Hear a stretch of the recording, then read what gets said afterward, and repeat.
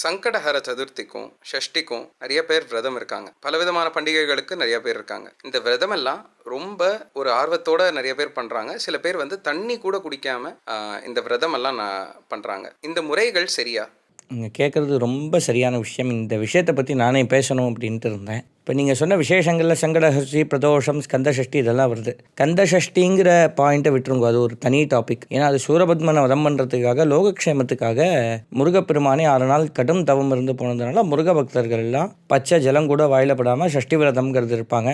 அதனால மிச்ச சுவாமி பக்தர்கள்லாம் நான் விரதம் இருக்க மாட்டாங்கன்னு நான் குறைச்சி சொல்லலை, அவளும் இருப்பாங்க. யார் யார் விரதம் இருக்கணும் அப்படின்னா, தன்னுடைய உடல்நிலை சீராக இருக்குது, என்னால் இந்த விரதத்தை கடைப்பிடிக்க முடியும் அப்படிங்கிறவங்க தான் முதல்ல விரதம் இருக்கணும். எந்த ஒரு தெய்வமும் நீ பட்னியாக என்னை பாருன்னு எந்த ஒரு தெய்வமும் சொல்லாது. பச்சை தண்ணி கூட வாயில படாமல் நைட்டு போய் சுவாமியை பார்த்துட்டு சுவாமி சந்தில் தீபார்த்தனையை வாங்கிக்கும் போது தலைவலிக்கிறது, தலை சுத்துறது, இதே மாதிரி சிம்டம்ஸ் உள்ளவாள்லாம் விரதம் இருக்கிறது சால சிறந்ததல்ல. நீங்கள் பகவானை பிரார்த்தனை பண்ணிட்டாலே போதும், அது ஒரு திவ்யமான விஷயம். அது இருந்து அதை சந்தோஷமாக அனுபவிக்கணும். விரதத்தை இருந்துட்டு இப்படி அனுபவிக்கிறோமேங்கிற எண்ணம் வந்துடப்படாதுன்னு தான் நான் சொல்ல வரேன். விரதம் என் புத்திக்கு எட்டின மாதிரி எப்படி ஆரம்பிச்சது அப்படின்னா, ஒரு அம்பாலாட்டி ஆரம்பிச்சது. இந்த லோகத்தில் உள்ளவாள்லாம் நல்லா இருக்கணும்னு அந்த அம்மன் தான் விரதம் இருக்கா. இளநியை மட்டும் அபிஷேகத்தில் வாங்கிட்டு விரதம் இருக்கா. அந்த விரதத்துக்கு பேர் பச்சை பட்னி விரதம் அப்படின்னு பேர். இருக்கிறவ சமயபுரம் மாரியம்மன். சித்திரை மாதம் ஜேன்னு இருக்கும். அந்த 15 நாள் இந்த அம்பாள் நமக்காக விரதம் இருந்து நம்மெல்லாம் நல்லா இருக்கணும்னு